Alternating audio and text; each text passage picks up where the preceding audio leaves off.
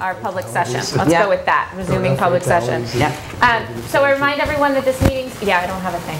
I remind everyone the meeting's being telecast and recorded on channel 14, and remind any member of the public who wishes to make an audio or video recording of the open session of this meeting to first notify me as chair, and I'll inform the public of the recording as is required by the open meeting law.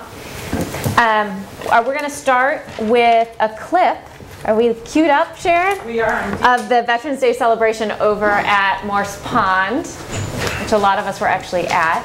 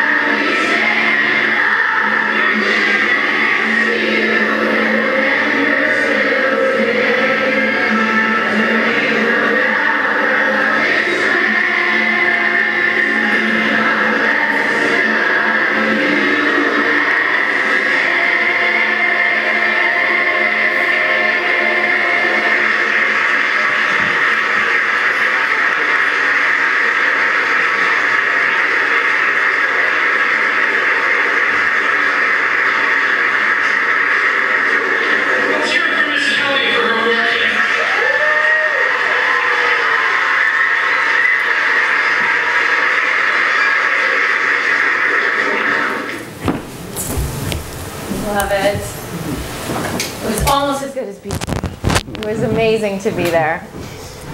And so it was really nice also because so many of the staff were recognized. Walter was recognized. It was just it was a really beautiful and proud day. So I'm glad we got to see the video. Next we'll have public comment. Please limit comments to 2 minutes per individual to items that are not included on this meeting agenda. There's no debate or action taken, and the committee will take under advisement or items requested, or individuals may request an item to be placed on a future agenda.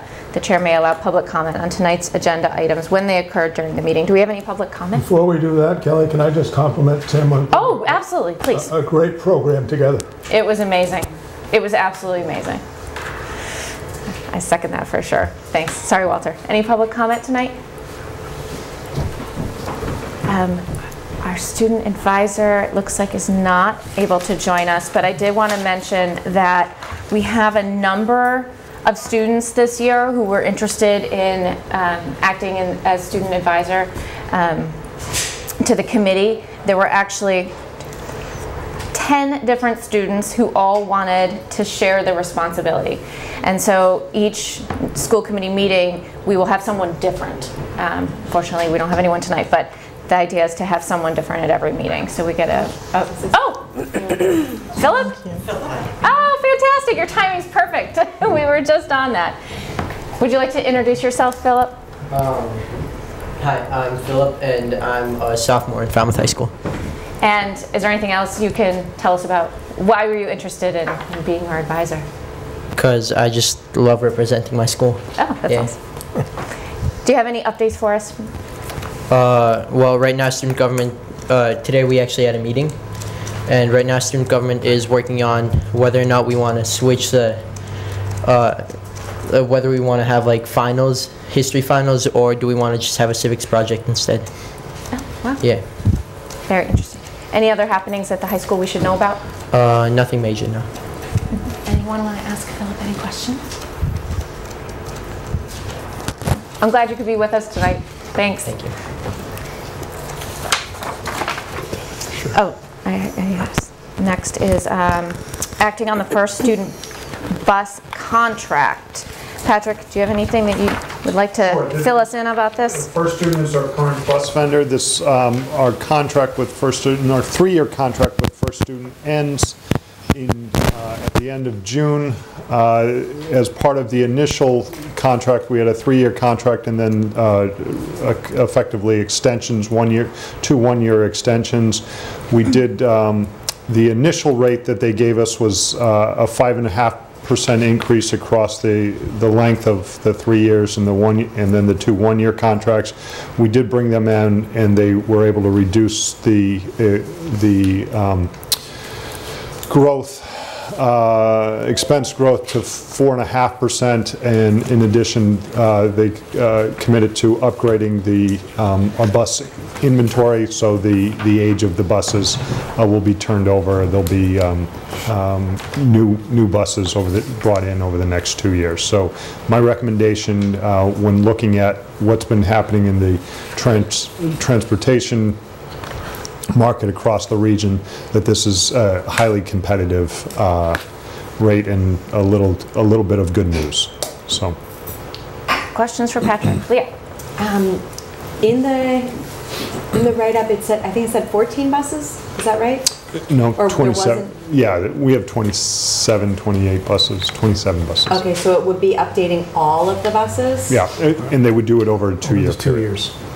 Over It's 14, 2 years. you're right, it is 14, but it's 14 each. Yeah. Okay, and just thinking about historically, have we seen the need for like half of the buses to be kind of updated? Or does it feel like all of our buses need to be updated? Yeah, so the laws state that the school buses need to be less than 10 years old. Most of our school buses are probably in that 7 to 10 year range. From the Director of Transportation's perspective, newer buses are always preferred, less likelihood of breakdowns, that type of thing.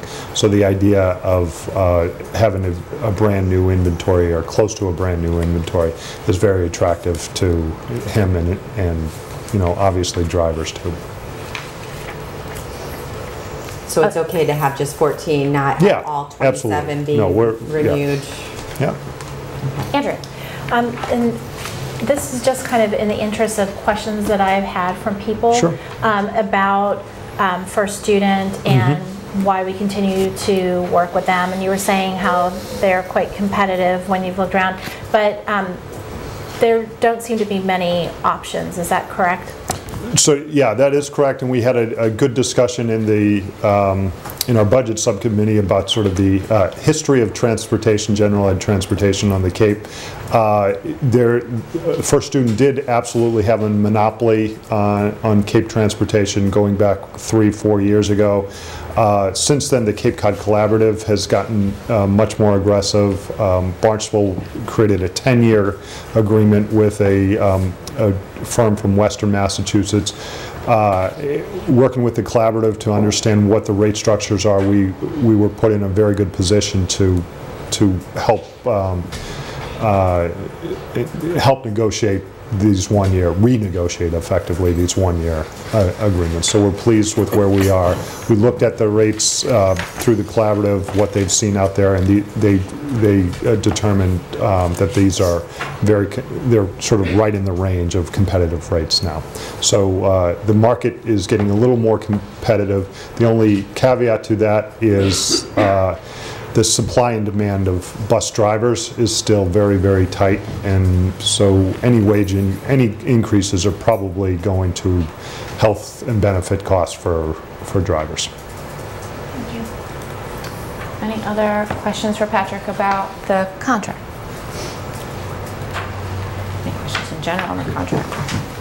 Do we have a motion to approve the contract? I'll make a motion to approve the contract. I'll second it. Any other discussion? All in favor of approving the first student bus contract for the coming years? Aye. Any opposed? Any abstentions? Great. Thank you. Unanimous. Thanks, Patrick. Thank you. Thanks for saving us some bucks. I appreciate that. Next, we have acting on the Falmouth High School ski trips because they are out of district. Sonia, do you have anything to? Yes, so we would like to welcome this evening Ms. Callie Garrett, who is a biology teacher at the high school and is also serving as the ski club advisor. And we understand the club has gone through some growth and the students are interested in traveling. Ms. Garrett has submitted all of the appropriate paperwork to Principal Mary Gans and is in the process of requesting your approval to pursue the trips further out of state. I should have mentioned that Nancy had a family emergency, so Sonia's helping me out, which I really appreciate. Kelly, is there anything you wanted to add about that? Yeah, just a couple things. So I'm Kelly Garrett. I met you guys last year when we were begging for our first permission to go on our ski trip. So just a little background, we've actually had a ski club for the past 3, maybe 4 years. I think it started when Hal was a freshman. And last year was the first year that we've got enough kids to go to a ski trip, and we went on our first ski trip. We took about 20 kids and 3 chaperones. We went to Loon Mountain up in New Hampshire. And the kids get up super early in the morning. They load all their stuff onto the bus. They sleep for a few hours. We dump them at the ski mountain. We tell them they've got to check in. They all did. They had a ball. They did so much skiing. They checked in exactly when they were supposed to. We have them check in every 2 hours to make sure that everyone's fine. They did. We had absolutely no problem. They had a ball. And so now Ski Club has grown exponentially. We have a ton of kids. Our first meeting, we had 70 kids come that were interested. So in front of you for permission, we're looking to go on 3 ski trips this year. We're looking to go to Mount Sunapee at the end of January on the 28th. We're looking to go to Wachusett, which is still in Massachusetts. The other ones are New Hampshire, on the 11th of February, and Waterville Valley on March 4th. So each one of these I have looked into getting. We used a really good bus company last year. We were really happy with them. So we're looking to use the same bus company, and really that's where the most expense comes from, to get one of those big coach buses. So we can't use a smaller bus because of all the equipment that we have to take up there. So that's the biggest part of that. Right now I'm looking at 30 kids, but I could go up to 40 to fit on the bus because it can hold 47, so I can still get all extra chaperones. Right now I've got a bunch of chaperones interested. I listed a couple that were on the thing, but I just put it out to just high school teachers to make sure I didn't have to worry about Corey and all that stuff. And I got a ton of people that want to go on the ski trips as chaperones. You know, it helps that they usually get free tickets and a free ride, and it's a pretty easy, fun gig because the kids are excited and they want to ski with their teachers. So yeah, we're looking to go on these 3 trips. I've put out surveys to the kids to make sure. This year we are switching. Last year we wanted to go on Saturdays. This year we're trying to go on Sundays, which is a little harder because they have school the next day, but all the sports teams play on Saturdays, and so a lot of them couldn't come, and so that's why we switched it to Sundays. I don't know if anyone has any questions for me. I laid out the cost and stuff like that. We are looking to do fundraising a little bit this year.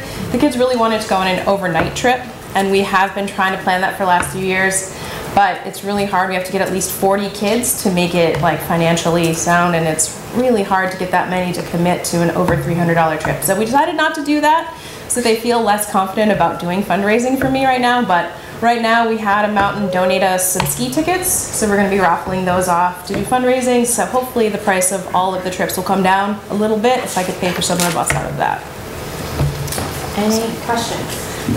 Yes. Do you provide a scholarship or a way for students if they don't have the means? I talked to Mary. She said that she does have money, but she'd prefer if I raised my own money, and so that's why we're doing fundraising. Okay, so that will provide some extra money just in case. In case anyone wants to go. Okay. I did try to write some grants last year because I wanted, a lot of kids have approached me because they don't know how to ski, but they want to. And that adds kind of another big monetary part to the trip. And so I wrote some grants to see if I could get a Learn to Ski program, and I haven't found the perfect benefactor yet, but if you guys know anyone, you can throw my name out there.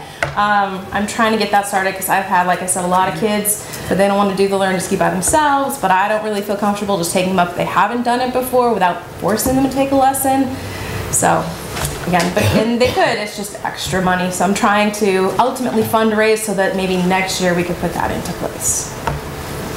Any other questions? So not to add to the work, but with the Sunday trip, will there be any way to make sure the kids show up the next day? Because they're going to be exhausted. They are. We're just, you know, I found that last year what I did is, you know, you set some rules down, and if they don't follow the rules, they're not allowed to go on the next trip. And they have to pay for the trips pretty far in advance. And if they get booted off a trip and we can't fill that seat, they lose that money, and that's usually motivation enough. That would probably do it. Yeah, I would think. It worked pretty well last year, so. That's great. Do we have a motion to, any other questions? Do we have a motion to approve? Make a motion to approve the ski trip. A second? I'll second. Any other discussion? All in favor? Aye. Any opposed? Any abstentions?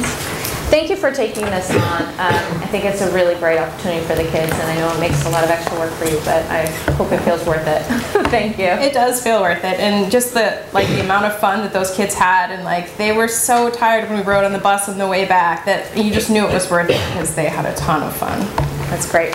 Thank you so much. I'm going to awkwardly stand here because I'm the next I know, you're agenda I know too. you got volunteered to speak for Chris Brothers. Yeah. So next on the agenda is a $5,000 anonymous donation to the science department. So tell us what you know about that. I know less about that. I'm fully invested in the ski club, and I've done a lot of work towards that. The donation I have heard a little bit about, but Chris couldn't make it tonight because the 8th grade tours at the high school are also happening tonight, and she can't be in 2 places at once. So this is a donation that we've gotten in the past, so it's not the first time that we've received it.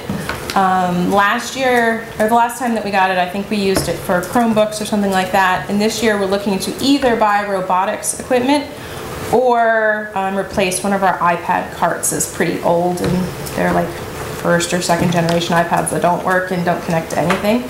So it's one of those two things that she's looking to make a donation towards. Any questions about our donation? Yeah. I have a question. So it's for the science department. Is that for all grade levels?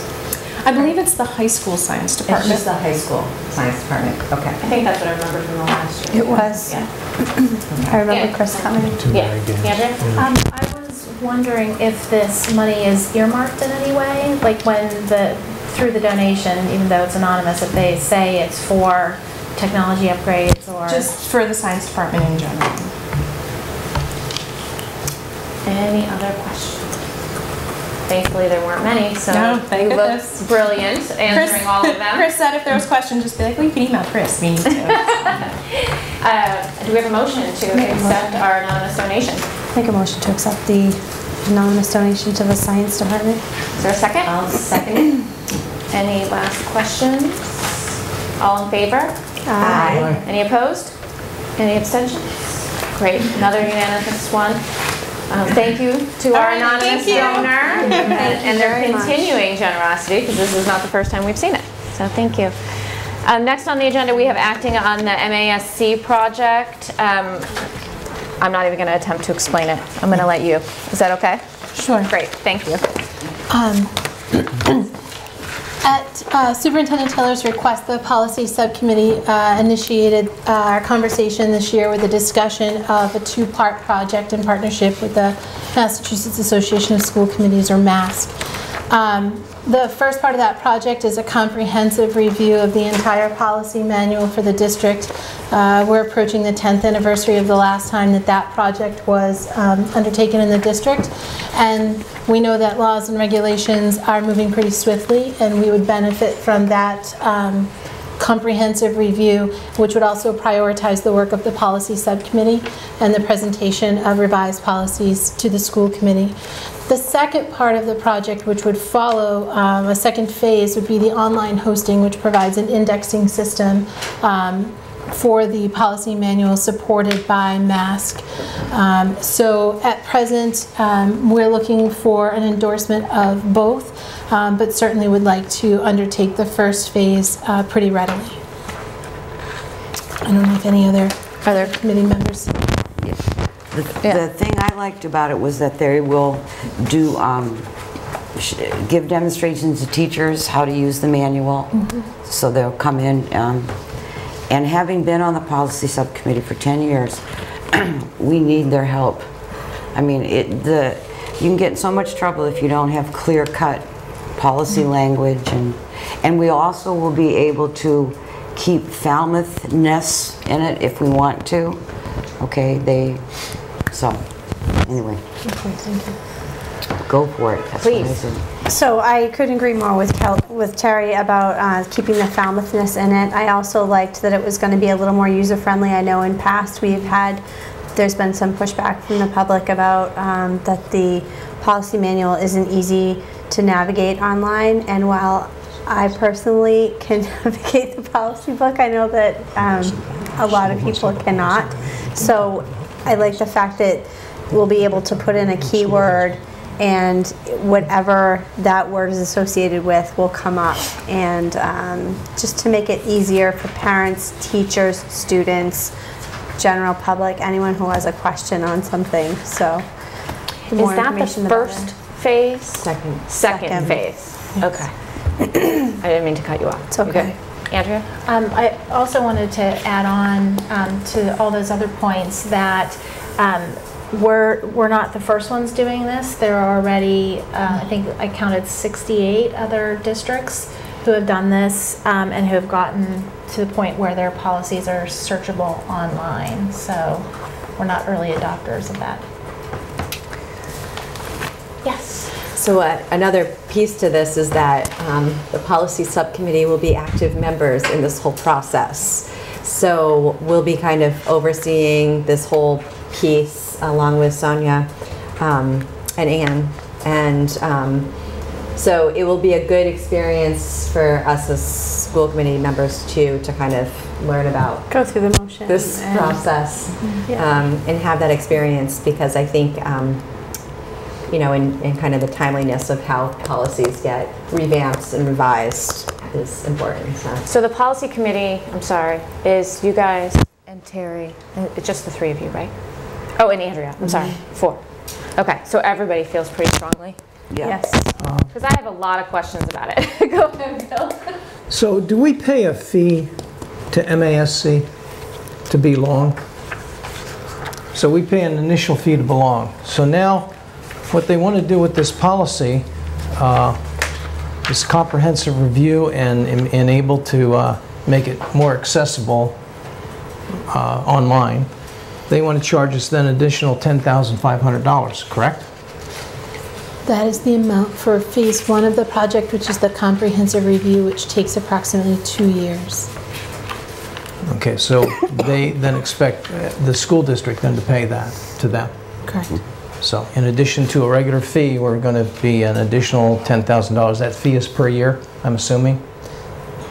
$3,500 No, it's per initially. fiscal year. That's just the initial cost. You're asking, what's our fee that we pay annually to MASC? Right. Not related to No, no. policy. Oh, not related to No. this. How much Percentage. do So, we but pay we them do each an year? annual fee to them, I don't know how much. to Patrick, do you MASC. know how much? Mike, somebody mentioned about $33,000 or something like that. I think it's based upon the student enrollment. Okay. Yeah. So then an additional 10.5, which I think can be used educationally and in better areas, personally. And I would think then, policy-wise, when we do a first review of a policy, then I would think that through the school district, we probably have an attorney that we go to that can check language and things of that nature. So then my second thing would be, is this necessary? So that's kind of where I'm coming from when I look at any additional pages. Well, let's get another cost involved. So I have a concern with that. I have a concern with, obviously I would think on a second reading or a first reading or anything that we do policy-wise would be corrected through a solicitor and or attorney through our district. So are we doing double work and then paying for the double work? So I really have some concerns with this. I don't like the fact that a service, an educational service, because the school committee is part of the educational service to the community, is not only paying a flat fee, but then based on policies and the revamping and the comprehensive review of those policies now is paying additional dollars. I have a problem with that in the educational world since everything else is being cut and we're being then asked to pay more. It also cuts down on the manpower time within our district though, so we can free up people who work on things. For example, Sharon has to do a lot of working on it. You have to pay the attorney too. I mean, I know we get a flat rate, but I mean, I don't know that. I think we get a flat rate, so. Nothing's free. Let's go, keep going around. Leah. Okay, so like our capacity to do this, what they're saying, we don't have the capacity to do this. Like we're taking it policy by policy right now as MASC comes up with new regulations or as state laws change. What that means is that everything else, all those, I think it's under 600 pages, but I'm not sure. All those other pages, we're not even touching. And so that means that there are policies there that have been in place for a very, very long time that might not actually be the best policies. So having a professional do that, support us in that, will really, I believe, will make our policies stronger. We are in no way proactive on this policy review. We are completely reactive. Something gets mandated by the state and we're trying to figure out how to put this in place. I look at this as making it that we will be much more comfortable and we'll be able to be more proactive as to how we're looking at our policies. So I would think in a state educational system, and since we're dealing with Massachusetts Association of School Committees, since that would be part of the state, and I would think policies are pretty standard. You can't tell me they have to ask each district, 68 school districts, to send them 10-5 when they could actually do this and send out things that are new in policy and update them on their own.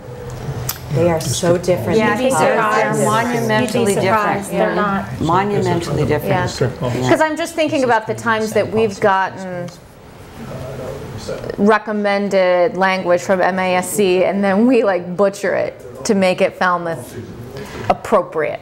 You know, I'm just thinking of how we butcher it. I think. Well, I don't mean literally, but we really take a lot of liberty making the language fit in the context of Falmouth. We adapt it to Falmouth to make it. But so I would like reiterate what Leah says.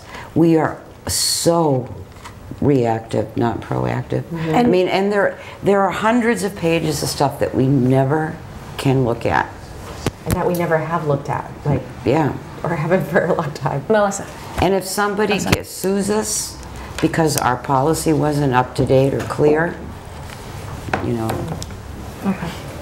Might have got me on that one. Yeah. We are spending so much time. Like we meet an hour and a half. We could meet for 3 hours every other week, and it still wouldn't put a dent in the work that needs to be done. We've said in the past that we're desperately trying to be more proactive and not reactive. There's things that we as a committee have said that are important to us, like for example, setting policy on signage from, for example, Falmouth Road Race. We can't get to that right now because we're having to be reactive on so many other things.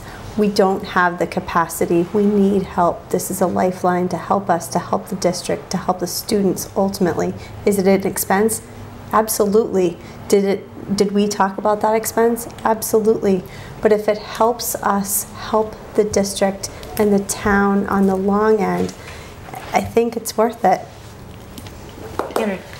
So one thing I wanted to clarify is that there are two separate pieces and they kind of blend together in here. I know when we were discussing it within the committee, the subcommittee, that we were having a little difficulty, and the part of that problem is that the numbers are all the same. They use 3,500 pretty regularly, so it's easy to confuse them.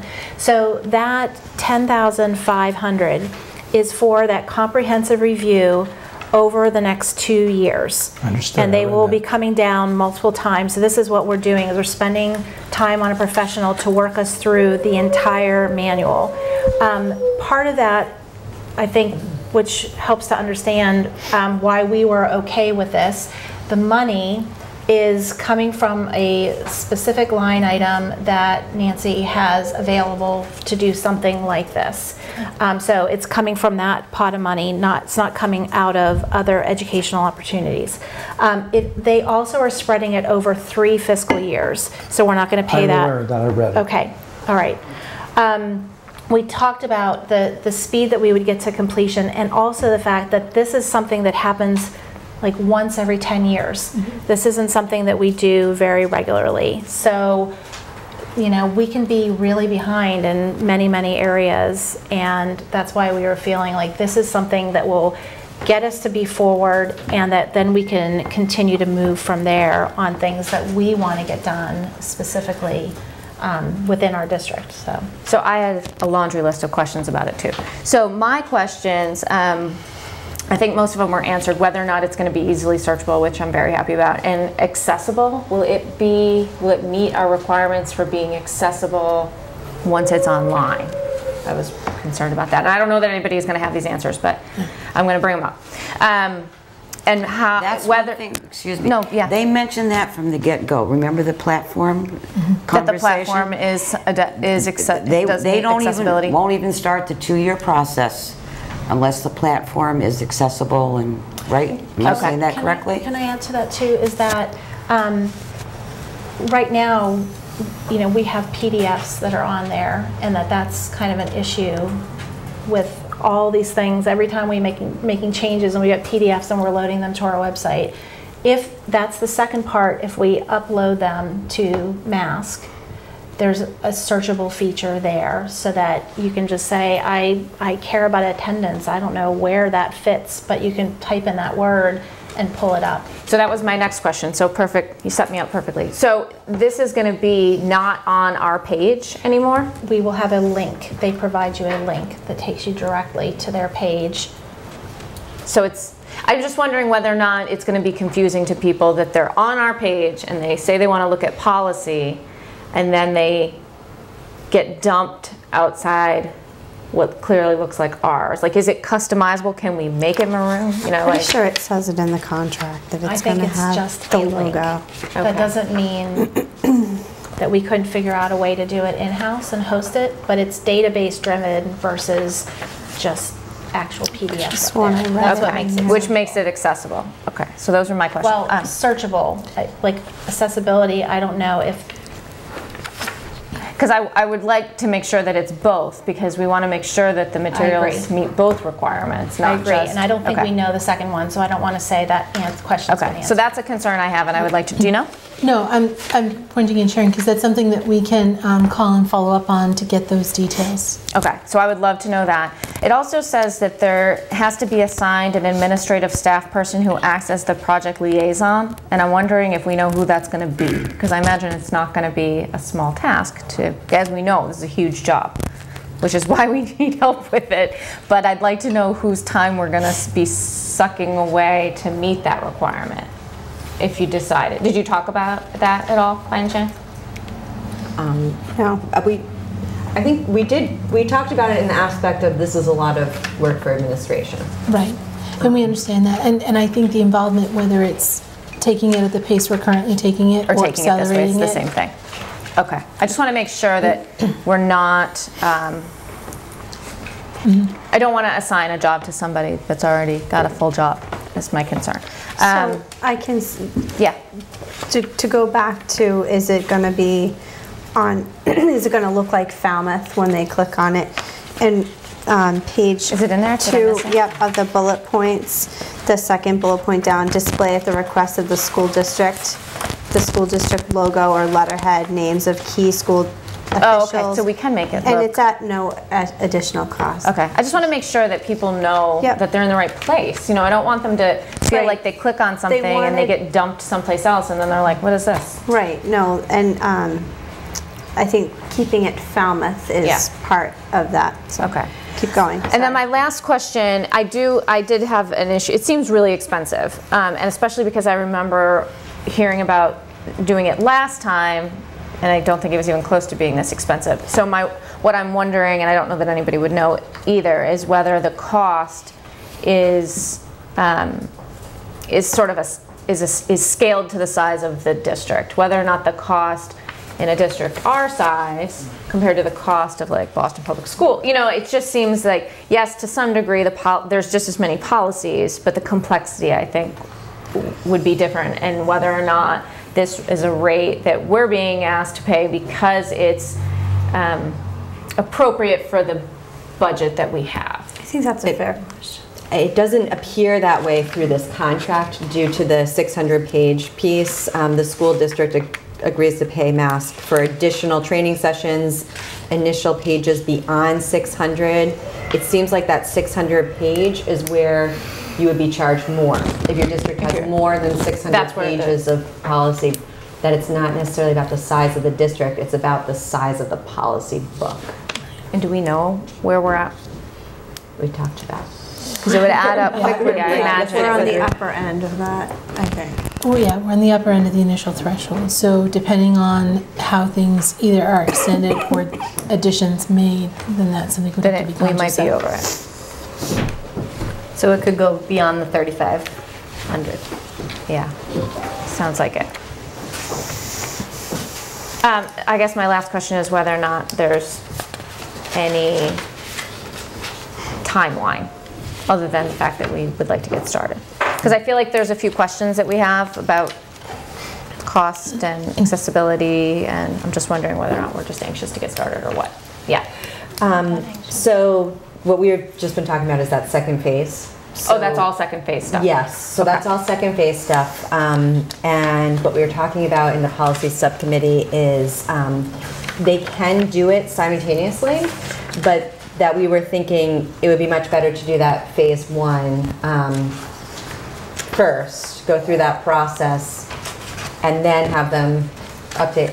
Am I saying Right, that because right? we didn't Like, want to then put up having them- stuff that wasn't up to date. Yeah. That What would be the defeats our point? purpose. Right, so making sure that we have everything already up to date, and then, so it could be that we table this part right now, that we kind of table that second session piece, and we just consider that first, or that we kind of say, let's do everything, or they say you need more information.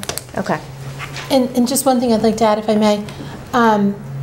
Superintendent Taylor presented this proposal to the policy subcommittee at our first 2 meetings, and has really been clear with the policy subcommittee about the need for the currency of the policies and recognizing how rapidly the landscape of policy has changed.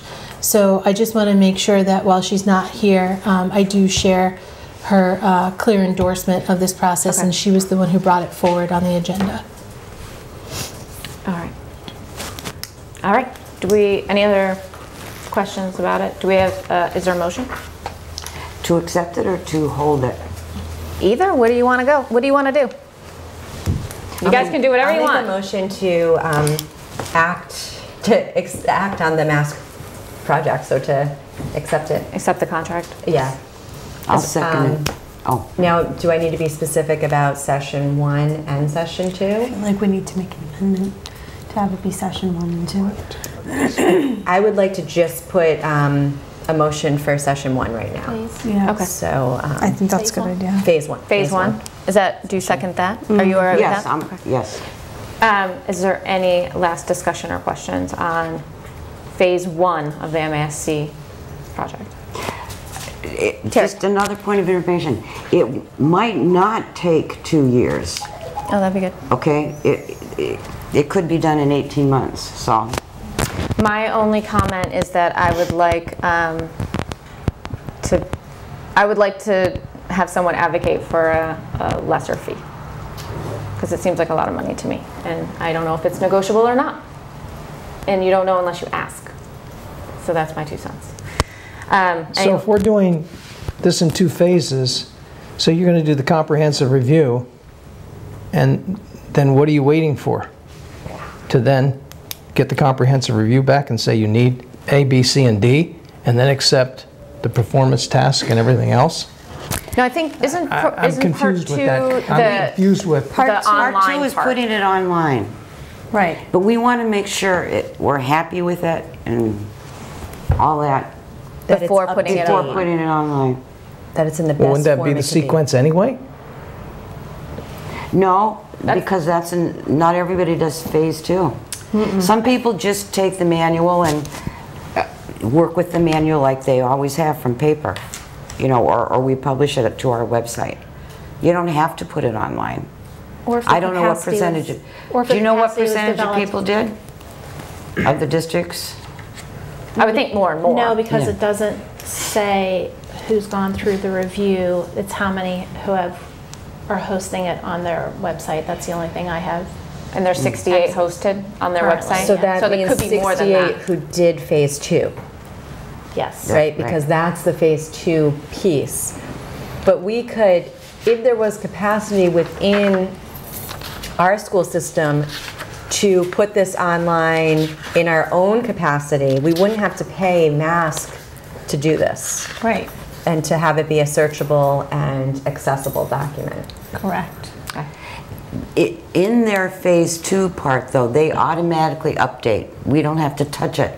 Right. You know, I mean, As long as we have to send it we're to them. consulted, but we don't have to touch it. So nobody in the district would have to touch it, right? We have to send it to them though. After we approve something. After we have to approve it, but we don't Approve have it, to go then, through the yeah. process of renumbering everything and everything. That's, But there is an ongoing fee for that service. That's the 900, I think it's 900, 950. 950. I don't want to Yeah. quote it wrong.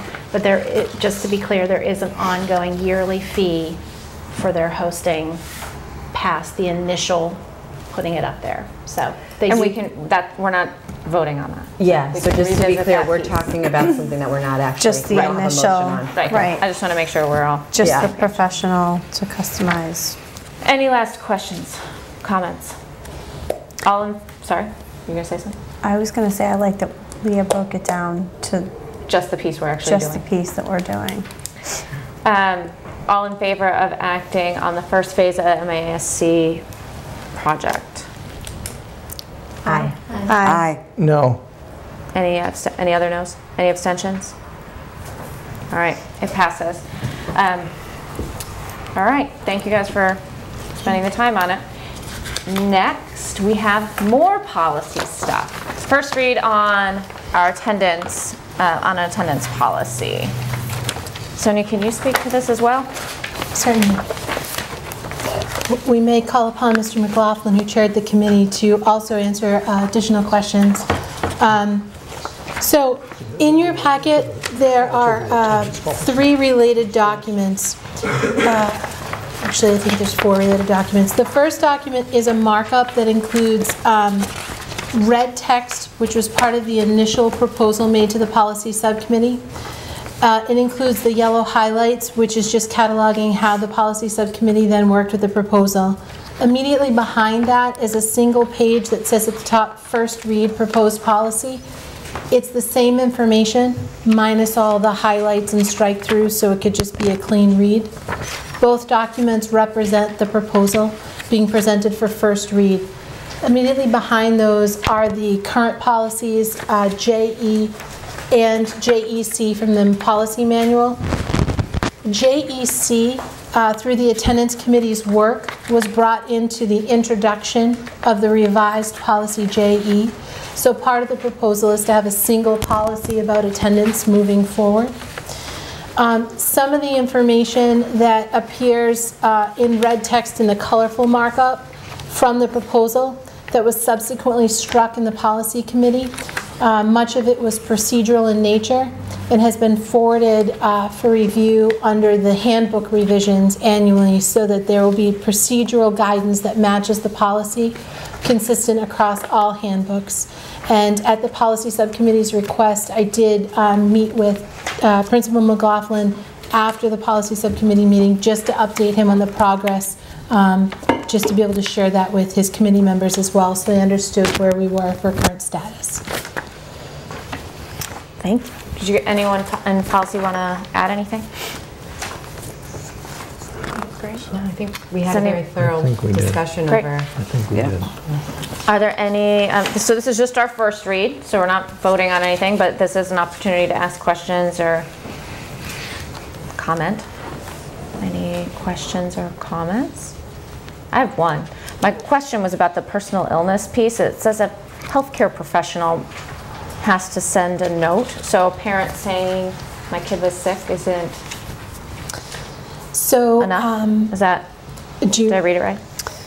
Principal McLaughlin? Good evening. Hi. Thanks for coming. Hey, no problem. So parents are always welcome to send in notes to explain their child's illness for the absence to be marked excused. We would want a doctor or a healthcare professional's note indicating the child wasn't able to attend school due to medical reasons. So otherwise it would be unexcused. Correct. Because sometimes in the high school, I don't know, in your school is the same, you can lose credit if you don't have, if they're not excused? Not so much credit at our level. It may be something more at the Lawrence that they tend to see. We're just worried about screening out. We envision and we've seen in the past, we get a lot of parent notes, and we want to verify the veracity of the reasons why the children are out of school. And we can envision there could be a lot of note writing that for marginal things that may not necessarily be valid. So my concern with that is that I feel like it would have a greater negative effect on kids whose parents don't have access to medical care and can't take the day, take them to the doctor, afford the doctor visit to get the note to say that they were sick. So that's my concern with that, and I can appreciate the problem that parents are writing a lot of notes, but I wouldn't want to put something into effect that I feel like is going to affect our needy kids the most. And we talked about that at length actually, and the committee felt strongly that given that there was a buffer of days that kids were allowed to be out, if it were simply that 1 or 2 absences would trigger letters or meetings or things like that, I think we would have felt differently. But there is a fairly wide buffer of days that kids are allowed to miss before the school is contacting them. Right. Okay. So you thought about that. Correct. That makes me feel better. Any other questions on our first read? I just want to point out in the number 2, the observance of a religious holiday, it's the last sentence struck out and must be provided in advance of the absentee.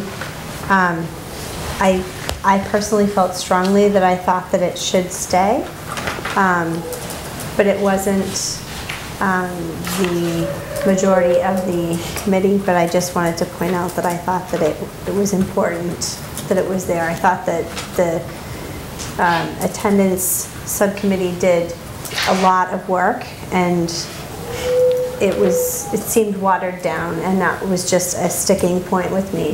I thought that if it was that important, that it should be there. Any other comments? Are you comfortable, Jim, with striking this meeting with parents whose students have missed 5 or more unexcused days? So my understanding is we're not striking it, but it would be moved to the student handbook section, which frankly is fine with me because the goal is that we have common language across the handbooks, and if it's procedure versus policy, to me it's the same. So I'm fine with that. As long as the intention is still there, is Correct. that what you're hoping? Yeah. Yeah, we had a good discussion about that, about what policy is and then what procedure is, and making sure that we're not holding people accountable for specific actions that not everybody will be able to complete and to make sure is happening. And we don't want to put you guys in that situation. So that was kind of, we wanted to make sure that it was broad enough that we weren't doing that. I think the committee wanted to be comprehensive enough in handling this issue that I don't think we really had the conversation about procedure versus policy. So I totally understand where we're at with this. If we'd thought of that ahead of time, we might have presented it in a different way. Well, it's good. We all brought these different thoughts together. So. Well, that's how you end up with really good stuff. So that sounds great. All right. So it'll come back to us at a later time to actually act on after you have time to ponder. Thanks for coming. Appreciate it. Thanks, Tom. Thank you. Next, we have our report on the spring testing. Zach and Sonia. You get slides? Testing me with new technology.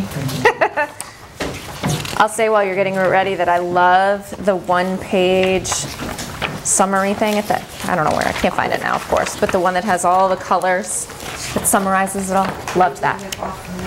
Yes. Of course, I can't find it, but the source button is not. Spooky out there. With howling in the corner.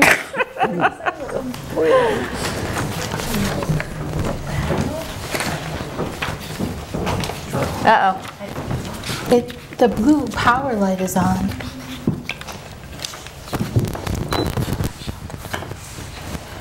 That goes into deep sleep mode. I think it went to sleep.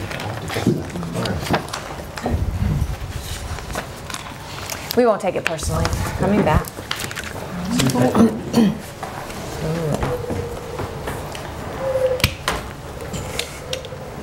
Are you cold or is it just loud? I'm always cold. It's cold. Oh, then let's close the window. So as Zach and I get ready to present, we want to thank department heads, SEBA's principals who are here to show their support of the scores and of the work that teachers and students do every day in the work of teaching and learning that has led to the results.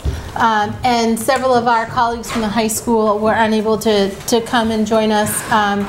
As was previously mentioned, the grade 8 open house and tours is ongoing, and several of them are serving as tour guides, so we kind of balanced our time in both places. Previously at our last meeting, I was able to join Principal Mary Gans to share the grade 10 results with you for English Language Arts and Mathematics. And now that we have the official results for grades 3 through 8 on the next gen MCAS, Zach and I would like to be able to walk you through the results for grades 3 through 8 as well as grade 9 biology. Okay, so on the screen in front of you, Sally and I put together an agenda just so we can talk through the format of our presentation today. We're going to be discussing for you the background of the next generation MCAS. As you've likely heard, the MCAS for grades 3 through 8 is taking on a new format, and that has some scoring implications and some guidance from DESE in terms of how we use the data to interpret results over time. So we'll discuss how some of that has changed. In addition, we'll talk to you about the new achievement levels, or in other words, after the students get their score, they're broken into one of 4 categories, and those terms have changed, so we'll discuss that with you. In addition, our presentation is broken down by sharing student achievement with you, as well as student growth. They're 2 different measures, both equally as important, but they really do measure 2 different aspects of a child's educational proficiency, so we want to be able to break that down for you. As I mentioned, there'll be some guidance about how we use the data to compare our progress this year over previous years. And then really the important part of why we take this information so importantly is what are our next steps as a school district to improve our performance and to prepare our students for a career in college. So just as the agenda outlines, the first thing we'd like to begin with is just an overview of the next generation MCAS and the shifts that have been made. One particular shift that's been made is the idea around how to measure college and career readiness. And one of the things that we've heard is that in the nearly 2 decades under the now legacy MCAS, there really was not enough emphasis on college and career readiness skills. and there was concern about the number of students still being placed in college classrooms in remedial coursework. So you can see in the third bullet, which then has those 3 inset sub-bullets, the underlying sections are the emphasis of skills, the real-life application of learning, the close connection shared among core communication skills, the interrelationship between reading and writing, and aims for students to transfer knowledge and skills across different contexts. That also includes, I think, by extension, across different subject matters as well as different situations in which they find themselves solving problems or making meaning of information. It's also aligning the assessment with the revised curriculum frameworks for both English language arts and mathematics, and then we're going to be transitioning on the next year as well in science. And a particular key here is that unlike PARC, even though there are some features, especially in look, that are very similar, the Next Generation MCAS allows Massachusetts to maintain the design authority and the selection of content, as well as govern when the tests are administered. One of the concerns, if you remember with PARC, was how early the testing windows opened, because they were a drive towards national testing, and so many schools, especially in the South, start earlier.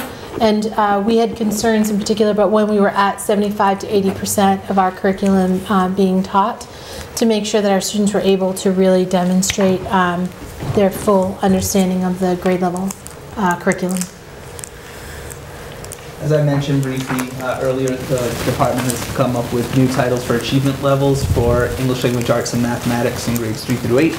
In the past, we were used to the terms advanced, proficient, needs an improvement, and warning, and the language is slightly changed to exceeds, more than slightly changed. Exceeds expectations would be their highest achievement level. Meeting expectations is what we always consider our goals, to have all students meeting expectations, followed by partially meeting expectations for students who have demonstrated some grade level competency, but not the overall achievement for the grade level for the full year. And then finally, not meeting expectations. And so what's interesting is just in sort of how we were able to understand this in comparison to the former, we were testing our ability to make meaning in new contexts and trying to make comparisons and help understand. And that's one of the things we're going to talk about in a second, is DESE's guidance against comparisons. But first, we wanted to share with you, this is what it looks like when the scores are communicated home with our students. So if you don't have a child who brought home a grade report, we just thought it was important that we shared this with everyone. So you can see the color coding, you can see the darker line that cuts the middle. So 500 being the midpoint of the new scoring system. And part of the scoring system was to create a new baseline. So where we saw historically a greater concentration of our students across the district earning proficient and advanced, part of the work to create a new baseline is to move that distribution of scores backward a bit in order to set new growth targets for moving forward. We'll explain that a little bit more in a second, but we just wanted to start out with the scores and then how the parents and families are receiving information. So the Department of Elementary and Secondary Education has given school districts some guidance for comparative purposes. I think our nature over time is to look at our student achievement scores and say, how does it compare to last year, or 5 years ago, or 10 years ago? And as you can see, the bullets kind of ask us to demonstrate some caution when we do that. In general, the new standards for meeting expectations are more rigorous than the standards for reaching the proficient level on the legacy MCAS. So the natural instinct might be to look at your proficient and advanced students from previous years, how do they compare with meeting expectations and exceeding expectations now. But really, we tried to stay away from that. The information that we would have yielded from that process really would have been too accurate. In addition, the results do not mean that students learn more or less. Again, if we were trying to compare from previous years, it's really important to remember that it's a brand new test, that scoring is different, and really the level of rigor is more challenging. I think when a lot of the state reports came out, you saw that a lot of districts were right around that 50th percentile. That was strategic. They wanted to calibrate it in a way where for the year one, districts had opportunities to grow in the future. So the strategic calibration is what they're now referring to as this new baseline from which we now have targets to move forward. And then you go to the next piece about Massachusetts educators are setting these standards. It's important to call out that our colleagues across the district participated in work groups that set these benchmarks. You know, yes, there was a voice from the Department of Elementary and Secondary Education. However, by and large, they did receive a lot of input from educators across the Commonwealth in putting this together. And finally, one of the pieces that they do caution is that within the variance of setting the baseline, you'll see that some grade levels may look like the summary of performance is the same. Other ones may look different, and even if they look similar, they say please don't make that immediate comparison just by the visual appearance. So can you just explain that last paragraph? Because it does say that, you know, grade 4 ELA and math and grade 7 math would be similar, and then that these others would be lower. Why is that? So when they took and they set up, effectively they've created a bell curve in norming the scores. It just happened that in some years when they took and compared that student cohort from the legacy MCAS to the next generation MCAS, the distribution was similar. I don't know that they have a clear accounting for that because of the two different tests. But then they would go to another grade level and they'd look at a different subject and then they would see that they were significantly different. But basically what they've done across the board, across all grade levels in both ELA and math, is they have set up that configuration effectively of the 50-50 on either side of that median score. It's just that sometimes it aligns and sometimes it doesn't. So if we see a grade that aligns, we shouldn't assume that the other grades are... Correct. Okay. So they're cautioning us in doing that. So because I think so often we present so much of the information visually that it's natural for us to want to make that connection. I don't know if you have anything you want to add. All right, you want to talk about ELA? Here it comes. Can I have another comment on that? Because we had Park, so we wouldn't necessarily see that. Right, because our Park results looked completely different than, there were 5 levels. Okay. So we wouldn't necessarily be We wouldn't necessarily see it anyway. Okay. The other part, I guess, that speaks to the Park is that as much as they're telling us not to rely on test to test for longitudinal comparisons, our longitudinal comparisons are already a bit interrupted. So our thought process around that, I think we're a couple steps ahead in how we think about the data now, because we don't have anything to compare it to. Yeah, grade 10 is the only one that had that. That's why we were able to present those trend lines in October when we shared. But that's the only test that has that you know, really tracking the cohort of students from the time they first tested in grade 3. So we'll start by talking about English language arts and literacy, and as we mentioned previously, the results statewide were represented in a bell curve. So what this chart is, this was provided by the state. It shows you the results for all students in the state, and as you can see, it's as they're recalibrating scoring, it's your typical bell curve where you have outliers on the higher end and the lower end, but the majority of students are right there in the middle. So that's statewide.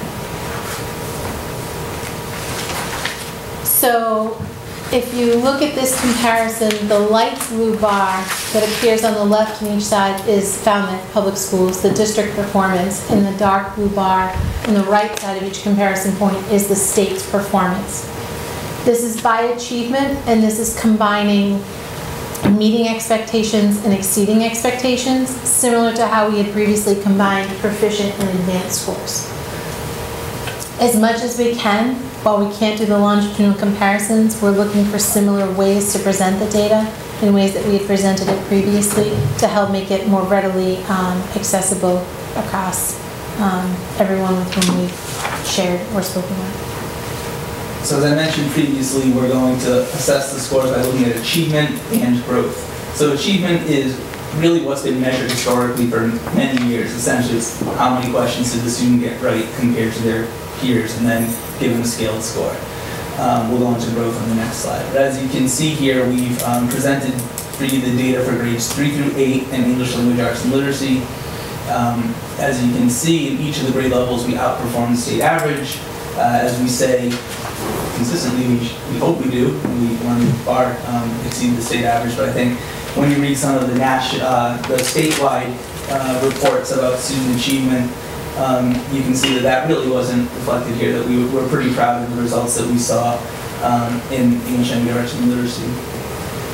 And one of the things that we notice across here is that across all tested grade levels for English language arts and literacy, our students outperformed their peers in the state, which is important to note because when we look at the growth, they didn't necessarily, in particular grade 7, they didn't grow at a rate higher than their peers across the Commonwealth, even though they outperformed. And so one of the things we think that's important to share with you is that we have been meeting at Lawrence School, Sarah, Carrie, Chris Brothers, the 3 department heads, one for each of the subjects. Dr. Meg Valdez, who's back there in the doorway, I think. Yep. Our Siva at Lawrence, and Tom Gaucher, principal. And we've been meeting each week, just digging into the scores and trying to understand that because we're seeing the high achievement and just trying to understand. And part of it is just students cohort to cohort, and they've had significant growth historically. And at some point, you know, they're on target for grade level, and that doesn't mean that going into grade 10 they won't see another spike in the growth scores. But on the reciprocal side of that, they're still performing really well when it comes down to the achievement piece and meeting and exceeding expectations.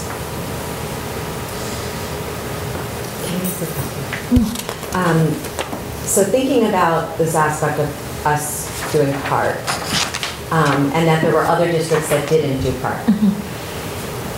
Does the state, I haven't seen this, does the state have a comparison between districts who did PARC assessments versus districts that did MCAS? They don't have it. It'd be interesting to know. It would be. The reason I'm asking that is because the PARC assessment is very similar to what our next generation MCAS assessment is. Our legacy MCAS is different than those. The platform and the comparison of texts and things like that. That they might have been better prepared. That PARC, yes. Districts who opted to do PARC, even though it was a short bit of it. When we presented 3 years ago or so and talked about the benefit of going to PARC versus staying with paper-based MCAS, we were pretty clear that we thought by having students go through PARC, we'd be putting the students that found at an advantage in the future. The future now being kind of where the rest of the state is caught up. Obviously, thanks to the infrastructure in place in our district, we were in a position to offer computer-based testing relatively easily, where other communities in the state may not have been able to do that. So really, it was I think a positive that we did that earlier. But it's a fair point. Something we can watch for. Yeah, maybe they'll look at it. So then we wanted to share with you, this is a composite, so we've taken grades 3 through 8 together, just to show you the achievement by subgroup. Again, achievement being students meeting and exceeding expectations. Continuing with the same format where the light blue column is Falmouth and the dark blue column is the state. So the superintendent has really tasked our central office team, the building principals, all the way down to the teachers, to be looking at all students. And when we look at our data, it's not just the aggregate, but we want to look at how our economically disadvantaged students doing. Are we providing them with opportunities to be as proficient as their peers? How are our students with disabilities doing? Are we providing them with the strategies and the instruction necessary for them to be competitive with their peers? And so forth with high needs, which is kind of a combination of all of our subgroups. And I think, again, what's really powerful is that our students in all of our subgroups are performing higher than what the state is. Obviously, we want to see all of our students, no matter what their subgroup is, equal with the all students. I think that's the goal for everybody in the school district, and we're working towards that. But in the meantime, as we kind of progress monitor, which I like to think of what MCAS is, checking in at the district level and saying, are we on track with what we're hoping to accomplish? We can see that we're doing a lot of things well. And so to really understand how well we're doing, to look at growth from this aspect, we've prepared this color-coded chart. So red is low growth, and you'll notice that even in the low growth, we're on the cusp, and these are still areas where the students on the achievement scale outperformed the state. But what's interesting is just how much is moderate and high growth for our students in ELA and literacy. We've presented all students, which is the full aggregate, and then disaggregated out the 3 subgroups of economically disadvantaged, students identified with disabilities, and high need students.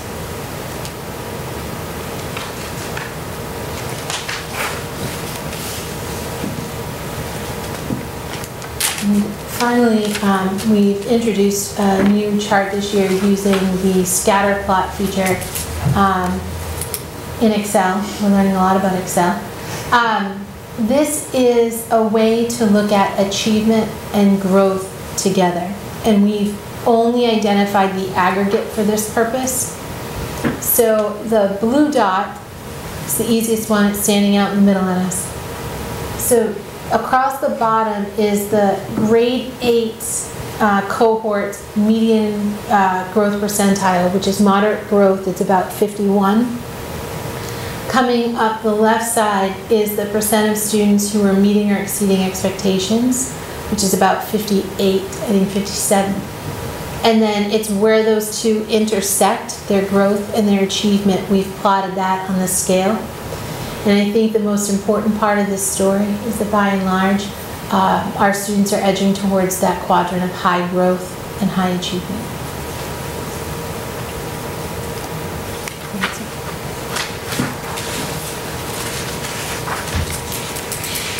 Alright, moving on to mathematics. We're going to follow the same format. As you can see, here's the chart showing scores statewide. Again, similar to ELA assessment, the state was hoping to achieve again by resetting the scores as we move forward with the next gen MCAS moving forward. So here again, we're presenting the achievement following that same exact format as Zach said, where the blue is Falmouth, the light blue and the dark blue is the state. You can see that by and large we are remaining in that position. We're outperforming the state.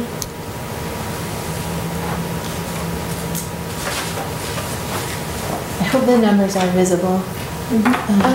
Okay. And then again, presenting you the same graph in terms of mathematics and looking at there's a considerable spike in growth, grade 6 and grade 7. And then you can see our 8th grade cohort advancing on. So even though they're outperforming on the achievement scale, we're seeing something similar to the grade 7 performance in ELA when we compare the growth.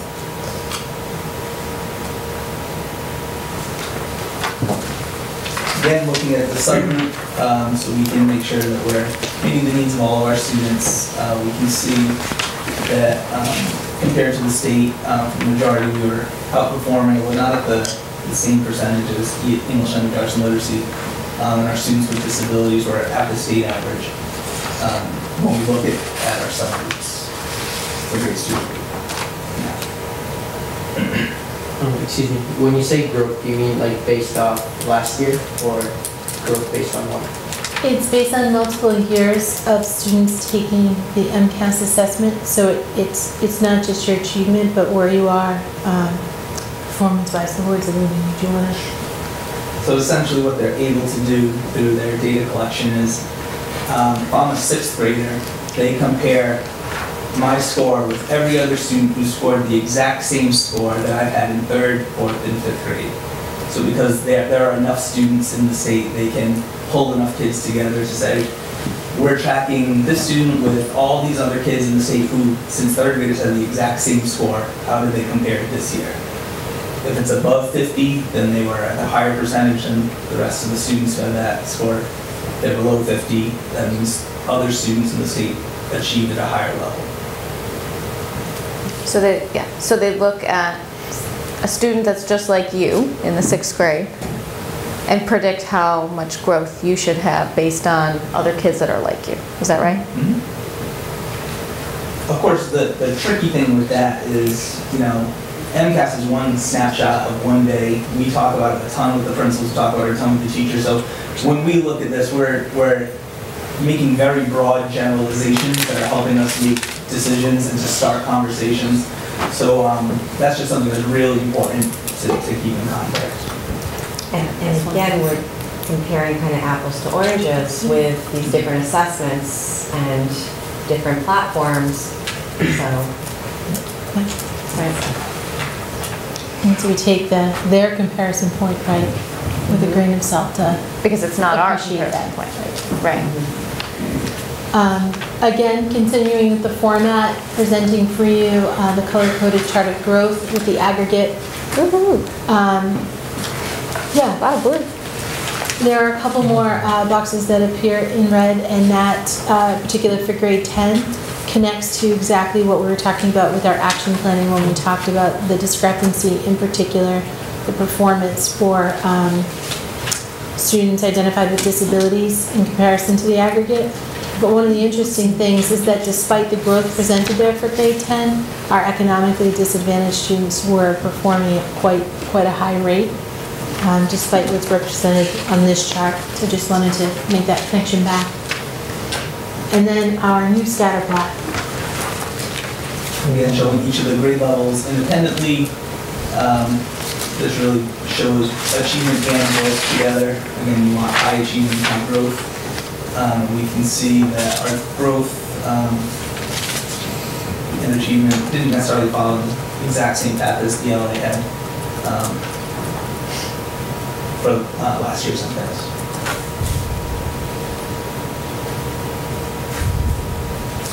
And so the third of the three subjects on which we're going to present, science. Can I comment on math before we go? Sorry, because I don't want to have to go backwards.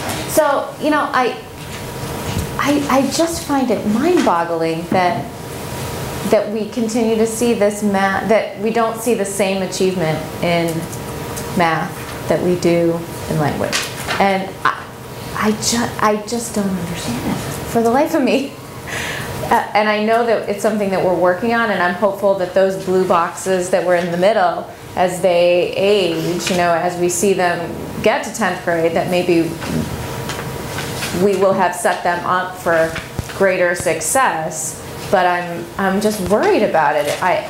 Because math is so cumulative that if they're not, I'm just very worried about our math successes. I'm sure everybody is, but I just need to say it out loud.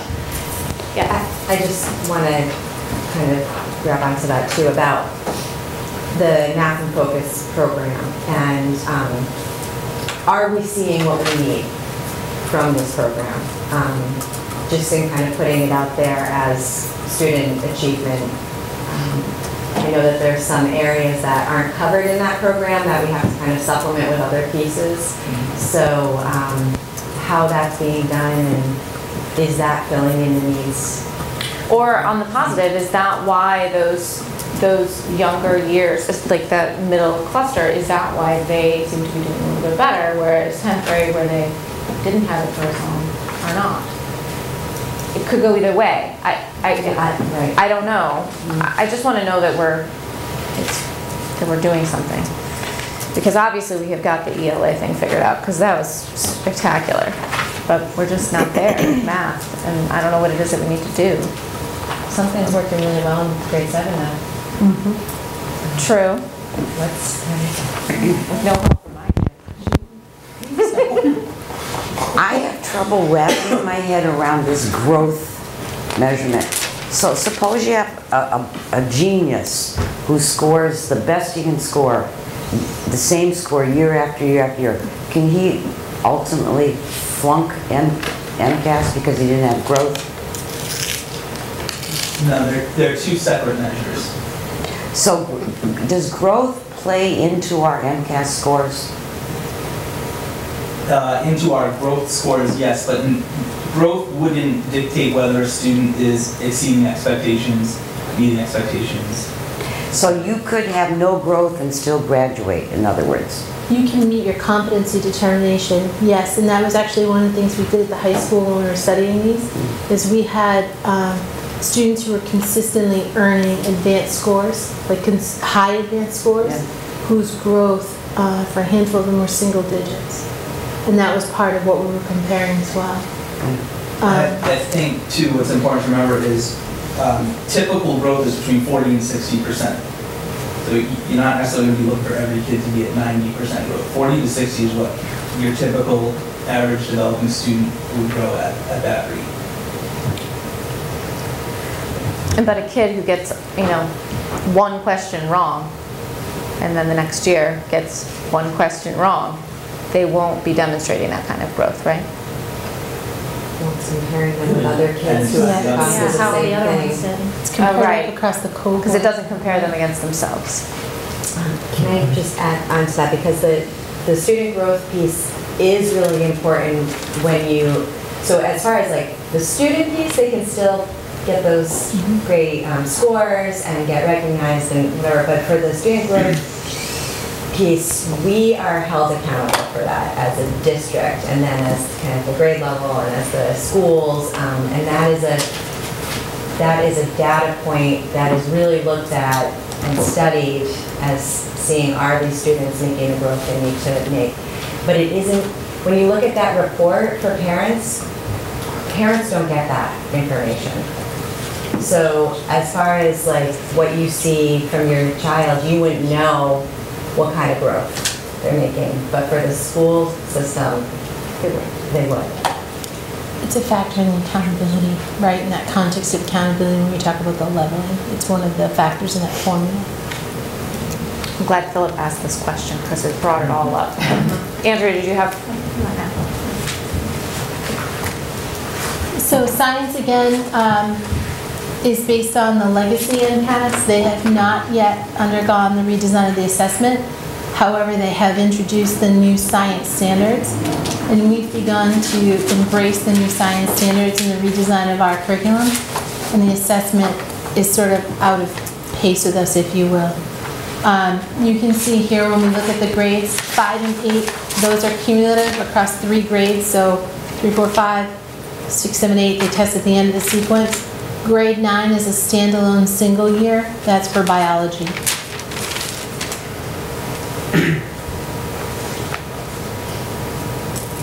Summary of subgroup achievement.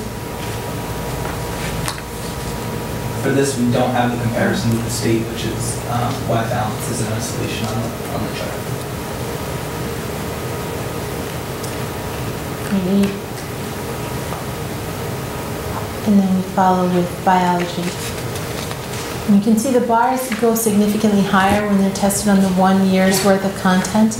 And that's been part of our action plan too, because when the state released the new science standards, part of that was us resequencing and redesigning the curriculum to meet the spiraling, so that instead of a year of life science, a year of physical science, a year of earth science, there's a little bit of each in each year with the progression of concepts. So we're in our first full year implementing that. We've done planning, we've brought 6, 7, 8 grade teachers all together, and now we're moving through that with some ideas around adjusting the content a little bit more in the scope and sequence. So then this year you're not going to have a, quote, biology test. It's going to be, in the new testing, it's going to be segmented into a variety of science areas. Grades 5 and 8 remain that way. The high school one, because they still need their competency determination to graduate, they're still keeping it oriented around the single course. Thank you. There are options for chemistry and physics. Some students do take those, but by and large, the vast majority of our students take biology. Biology, yes. Yeah. Thank you. Yeah, you're welcome. I think when we talk about a lot in this district, you may not see in other districts as much, is how there are a lot of barriers that kids face that impact the scores that we just talked about. And the natural instincts maybe when you see pockets of low scores is, we need a new program, we need new professional development. That might be the case, but there are also a lot of things we work on in this district. Talking about how are we making sure that our students who are living in poverty have access to the education that they deserve. How are we helping our teachers build cultural competencies so that way they're aware of the backgrounds that our students are coming to us with. How do we look at things like student suspension so we can keep our kids in schools, keep them educated? How are we supporting our homeless students? and how are we making our vulnerable students feeling safe so they can be here to learn. And I think that's really important. It's a mission of the superintendent that's heard loud and clear to our administrative teams and down to our teachers and into our classrooms. So we understand this isn't just about the right textbook, it's a part of the whole child approach that we're really taking on in the school district. And what's particularly important is that we've been able to use this data and this guidance from DESE to also carry it forth in how we revise the goals we set up in our strategic plan. Because as much as we talk about the achievement, which indicates, you know, by and large, our success with teaching and learning, what this is also calling out is our access, equity, and opportunity efforts, as well as the partnerships we build and how that enriches our work. So it all comes together, and it really helps to ensure that we're on the right path to support all students.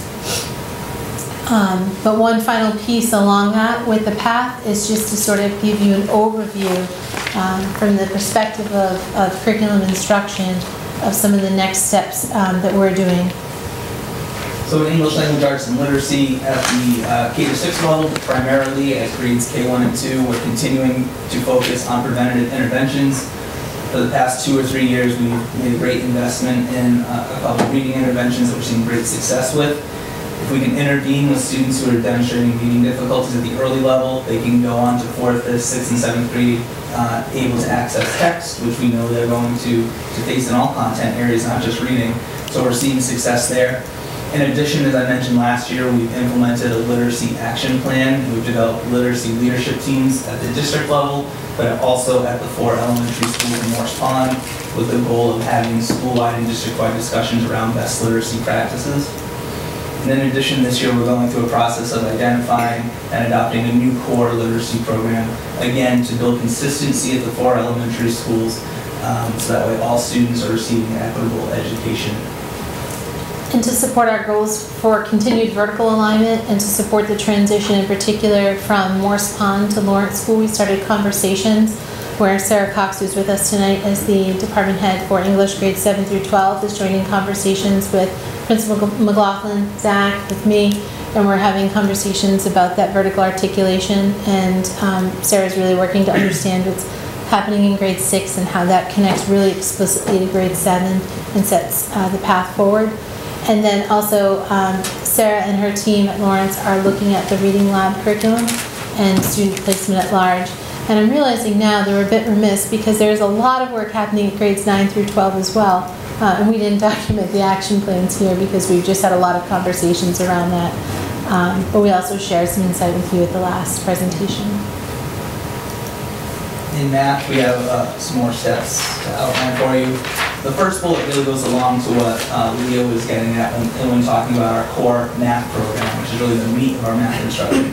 Our grade level leaders this year is the group of teachers I meet with monthly here at the admin building. Our focus this year is looking at our core program and really trying to identify the areas where the program is strong and areas where we need to pull in supplemental materials.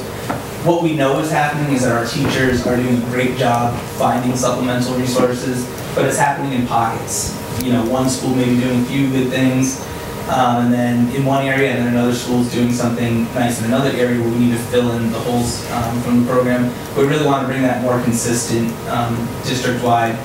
So that's really the work of our grade level leaders. And that just starts with something as simple as mapping out the school year and saying, you know, how does our program break down the different content and how much time are we giving to these areas where we've seen we're not performing like other students in the state might be. So that's a real process that really never ends because you want to constantly be having those discussions. And just as importantly is finding out what are the areas we're doing well in, why are we doing well, and can we replicate that in other areas. We've had discussions with the principals and again the grade level leaders on some school-based initiatives, such as things like Problem of the Month, where your whole school may be trying to tackle a few complex math problems. At the elementary level, we do a really great job of embracing school-wide literacy approaches, but we don't see as many mathematics school-based or district-based initiatives to really celebrate math. So we want to look at having that proactive, positive spin on that. In addition, when you start looking at some of the math standards and the content that's being taught to our students, it's challenging, and we really realize that we need to do a better job of providing our teachers with professional development. the school district's going to be offering a free graduate level course to teachers in grades 3 through 6 around mathematics and the teaching of mathematics to students. We're really excited about that and hope that we can give our teachers additional tools to help support all of our students.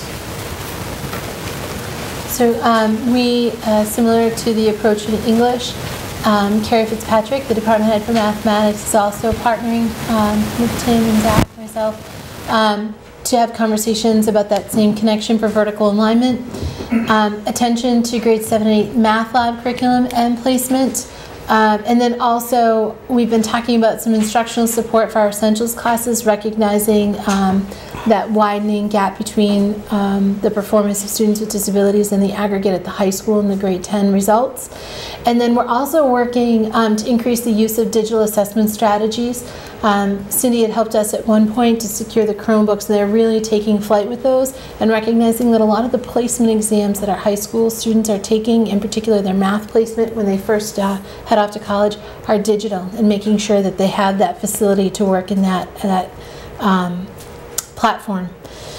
And then finally, we have our science, technology, and engineering. At the elementary level, we've put together a grade 3 through 5 science curriculum committee, which is a brand new committee that just met for the first time last week with teachers from each of the 4 elementary schools and Morse Pond from grades 3, 4, and 5, coming together really to look at the new science standards and make sure that we have good alignment again between the 4 elementary schools and as they feed into the Morse Pond school. And making sure that it's really not just viewed as a grade 5 test, but really cumulative assessment of the work students have learned in 3 through 5. And it's really great to bring teachers together who don't often have a chance to work with one another. And it was a voluntary committee, so we had people there who are really passionate about elementary science education. We've really had some good discussions and looking excited to what we're going to be bringing in soon. We alluded to it earlier with the change in science standards, but the model continues here with Chris Brothers, our science department head, participating in the vertical alignment conversation.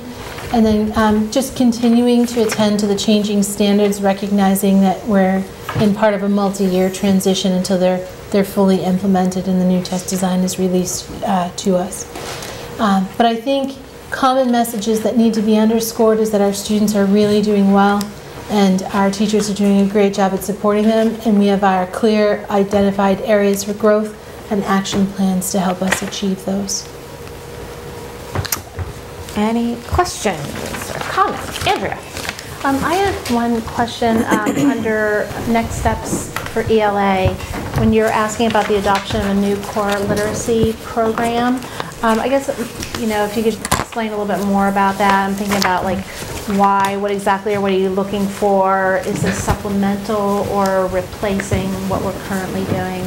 Yeah, so a core program essentially means it's a tier 1 program that all students get.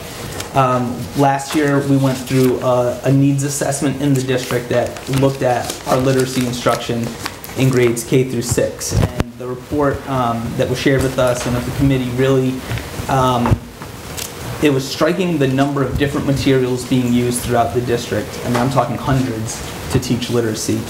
And really, what we need to do is make sure that students at all 4 schools are getting a research-based core program that has strong instruction for all students, but also has designed interventions for students who are struggling. And so that's the process we're going through. If you look at the action steps from the needs assessment, this year was the year where we're going to start looking at that core program. By no means does it mean that teachers can't be bringing in the tricks that they know work, but we do need to bring a certain level of consistency to the 4 elementary schools. And the last time we went through this process, it was quite a while ago, before the standards changed to the Common Core standards. Our teachers are doing a lot of pulling in of separate materials right now. Any questions? I hear you scribbling over there. No, I guess just a comment on that, because I think, sometimes people think that means that teachers can't have their own creative autonomy around what they're teaching, and they still can. Absolutely. It's just that there's blueprint or a structure to how to do that, right? Yeah, and that's a great point too. We certainly don't want to take anything away from our teachers. But what we are noticing is we're getting a lot of new teachers, and we're going to continue to get a lot of new teachers. And a first or second year teacher is going to have a lot to learn. And to not be able to hand them something that we say, this is what the district endorses and we have all the tools for you, is really a disservice to that teacher who we want to retain and keep in our district. So we're seeing that as a need as we're bringing new folks on board. One thing I wanted to comment on is the math.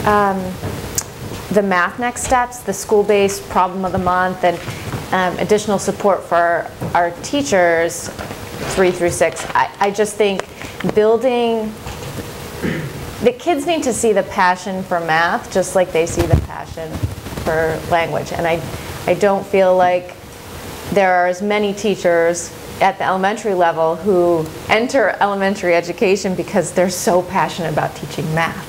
They're often very passionate about teaching kids how to read, which is great, but I think as, you know, building that passion will transfer to the kids, I'm sure of it. So I'm really glad to see that as well. Any last questions or comments? That was a lot of work. I know, that was a lot.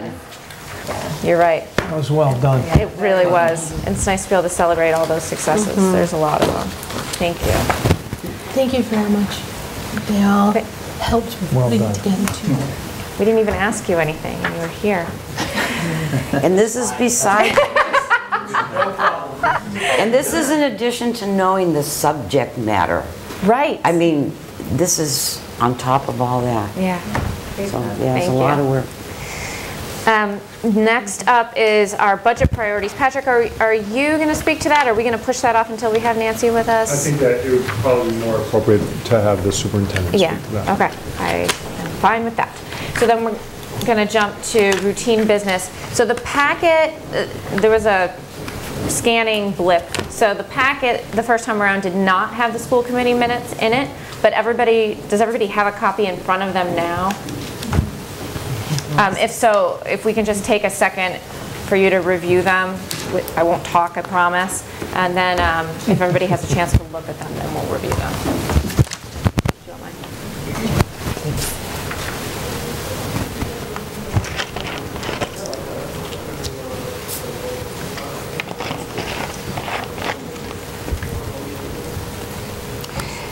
Can't we vote on them next meeting? We don't have to vote on them. We don't have to. We don't have to if people want to take time to read through them. And that's fine too. If you'd rather take time to read them, I'm fine with that. We can just move it to the next meeting. Any thoughts? Anybody care? This was the last we did. I'm good. Good. Which way? To vote. Oh, okay. Let's just do it. Okay. I'll give everybody a second to finish reading. I don't want to rush you.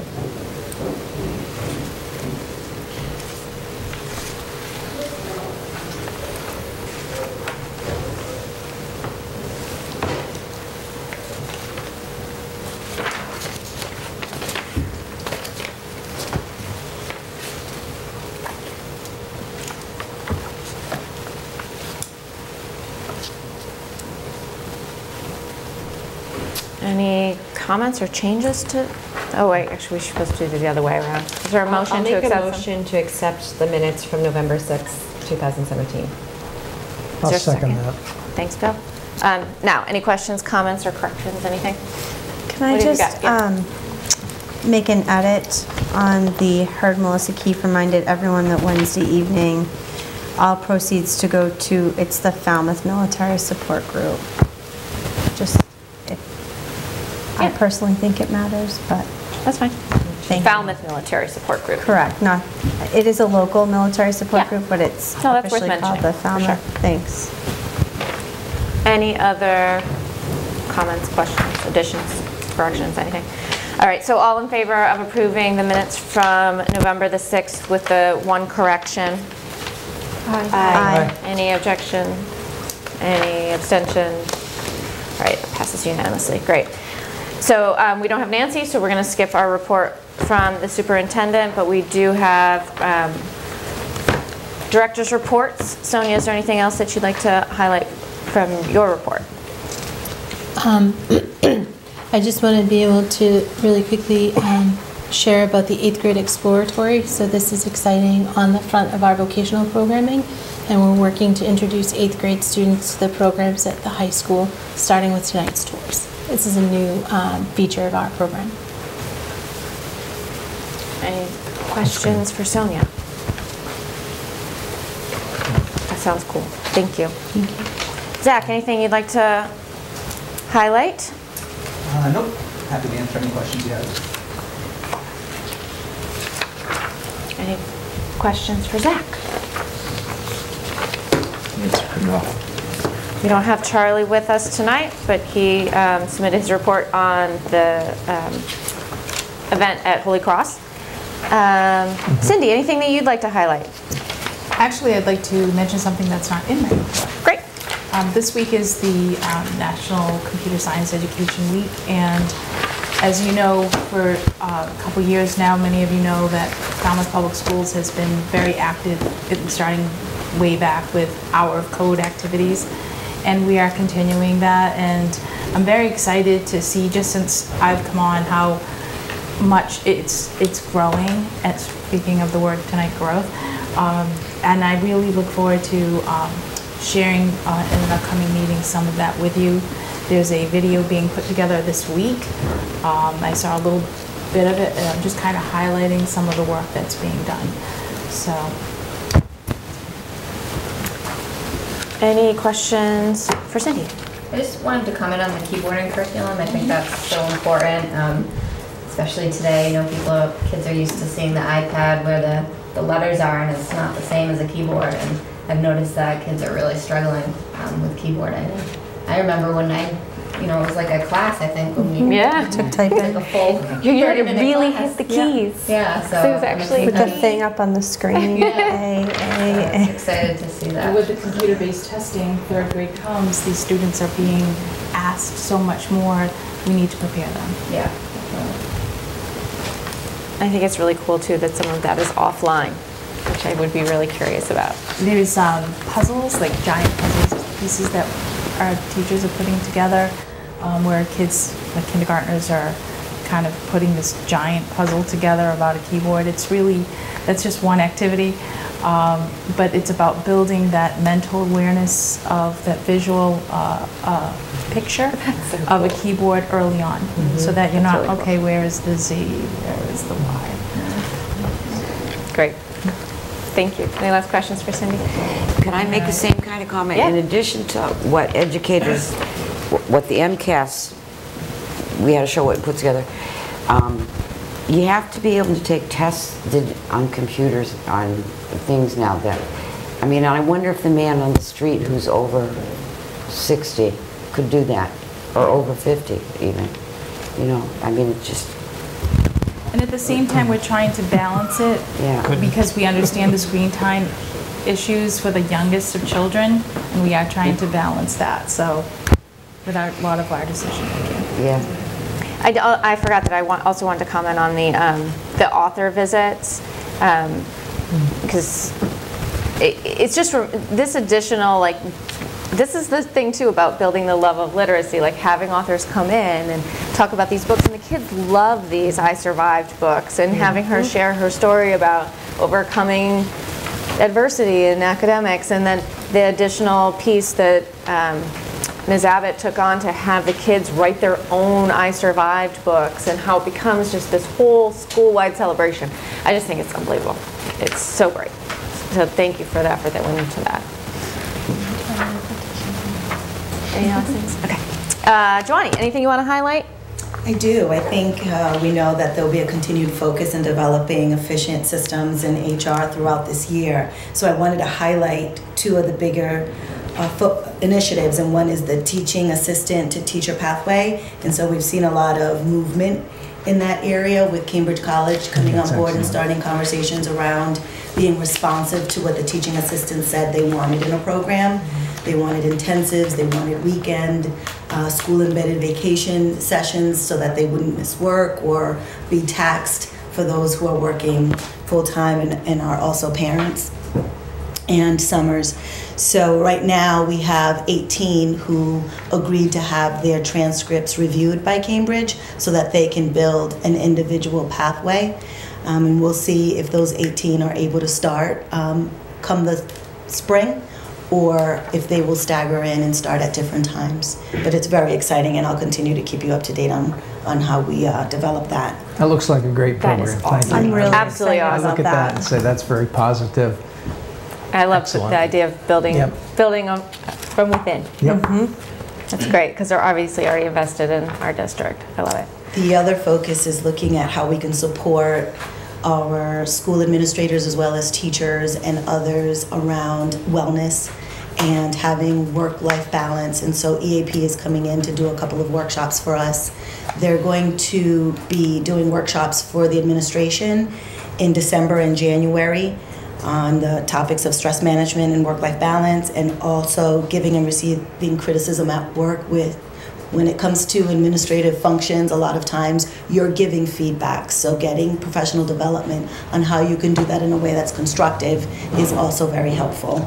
And EAP will help us. I'm just waiting for them to confirm the dates in January, February, and March, where we could offer stress management, work-life balance, and fitness and nutrition to all employees. What is EAP, guys? Employee Assistance Program. Okay, thank you.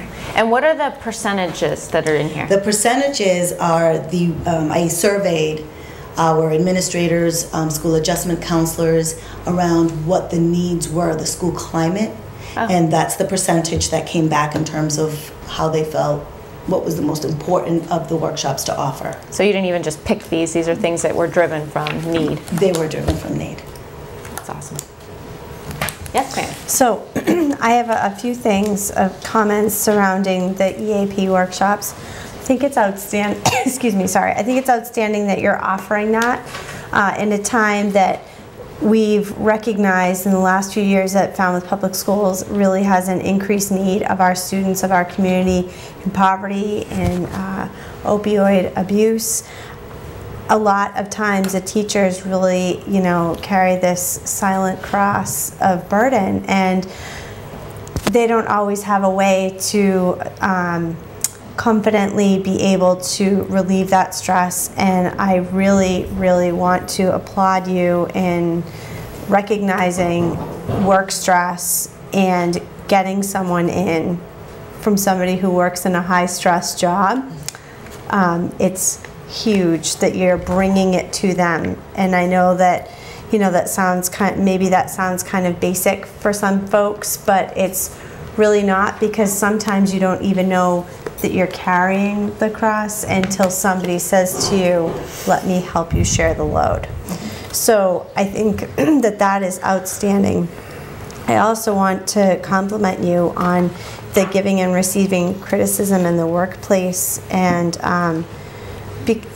it's not always, giving and receiving criticism isn't always about you're doing something wrong. It's about how can we work together to make it better.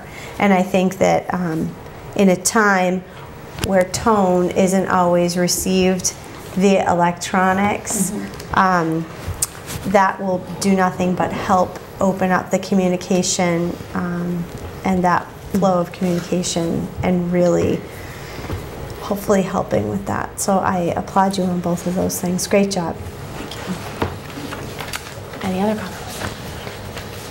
Great, thank you. Patrick, anything you'd like to highlight? So in our budget subcommittee meeting, we did have a little bit of an update for the FinCom members, at least, on the student activities accounts. We did, some of you may remember, we did do an audit of the student activities accounts. We have student activities accounts in Morse Pond, Lawrence, and the high school. The auditors came in last spring.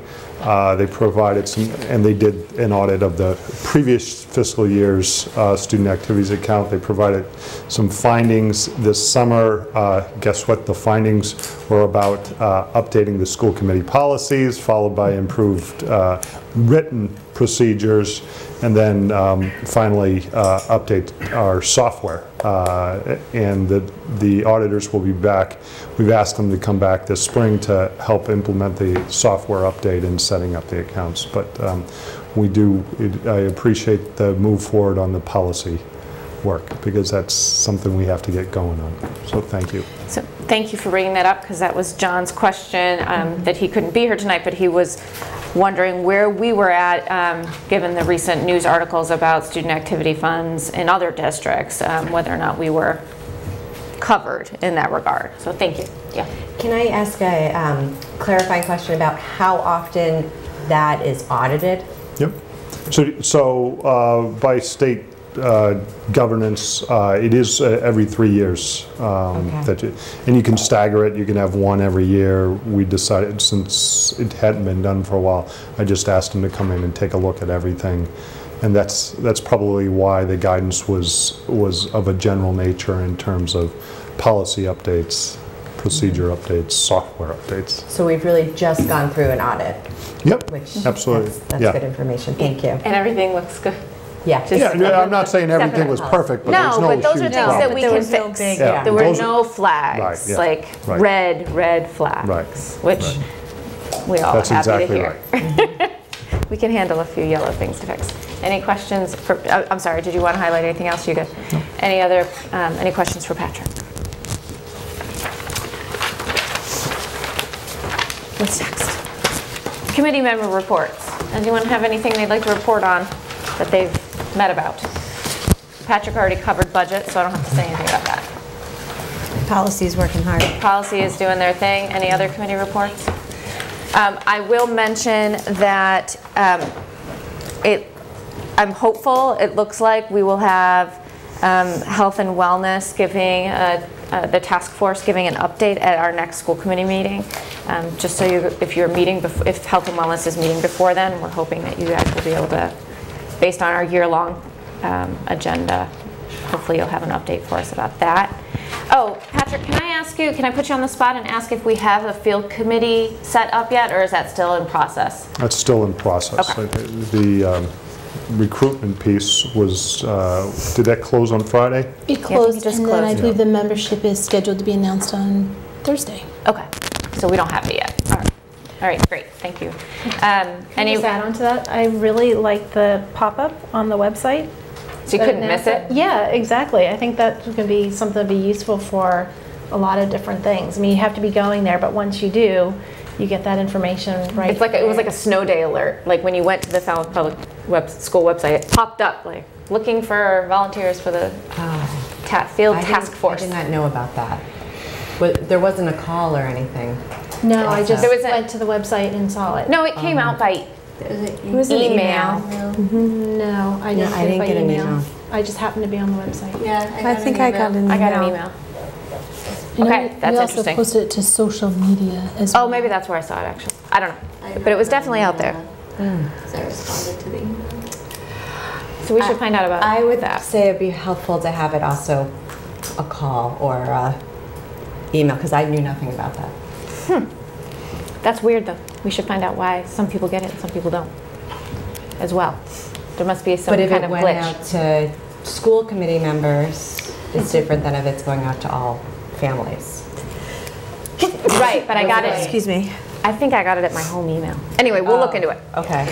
We will definitely look into that because that's an interesting point. Oh, so it might have been certain schools that sent it out. Oh, that could be. Yeah, because we have kids in the same thing. Any requests for agenda items or follow-up information? Bless you. Bless you. I'm trying to think if there's anything else I have. I don't. That's all I have. So our next school committee meeting, we have a bit of a break. We don't meet again until January 9th. Any last comments, questions, anything? I got a question. When's the next evaluation subcommittee meeting? That's a good question. I don't know. It's scheduled for next week. That's what I thought. December. Let me check my. We can. Do you want it to go on the record, or can we adjourn and do it offline? Yeah, let me put it on the record. Okay. So everybody knows. Maybe it's not next week. Let's see what's next week. So we don't know? I don't know. Well, you're going to have to look it up. It must yes. not be soon. But it must be sometime coming up because we have the summative. We have another policy subcommittee meeting coming up on the 19th. Okay. So that's important to So have. we don't know, but Walter will double check and find out when it is and make sure we're all on, we can all still make it. So barring nothing else, yeah. Could I urge people to respond to the invitation to the meeting agenda? Oh, the discussion about meeting structure. How is it? I think two people are coming, one person cannot make it, is where So we're anyway, at. just a reminder to respond to that, please. 18th, 18th, something like that. 18th. Go ahead. We do have the evaluation subcommittee next Tuesday, December 12th. That's still on there? But I think for some reason I have it in the AM, that's why I couldn't find it. I think we'll have to see if Nancy can make that. So All right. yeah, We'll find out. We'll have to be in touch depending on whether or not Nancy can make it. Isn't the 12th a Saturday? No, it's a Tuesday. Tuesday, yeah. Okay, barring nothing else, do we have a motion to adjourn? I'd like to make a motion to adjourn. Second. All in favor? Aye. Aye. All right, see you in a few weeks.